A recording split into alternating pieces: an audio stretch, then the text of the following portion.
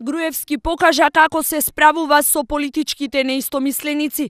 Дел од политичките партии го осудија чинот на апсење на Љубе Бошковски и се сложија дека вчерашниот чин е политички конструиран и брутална злоупотреба на власта. Партиите реагираат и за сензационалистичкиот начин на апсење на Бошковски.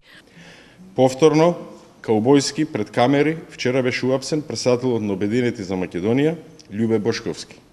Јасно е дека Груевски го продолжува својот принцип на политичко насилство.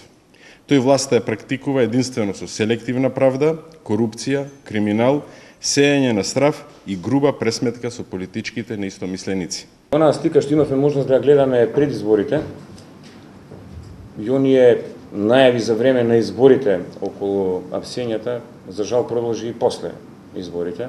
На нивниот лидер нема да ги премисли во објавувањето на доказите за како што велат изборните нерегуларности. Од партијата Децидни, кампањата на Обединети не е финансирана со нелегални пари. Апсењето на Љубе Бошковски представува брутална злоупотреба на државните механизми за политички реваншизам и демонстрирање на примитивна сила. Ваквата акција на власта доаѓа во текот на изборниот процес, кој се уште трае.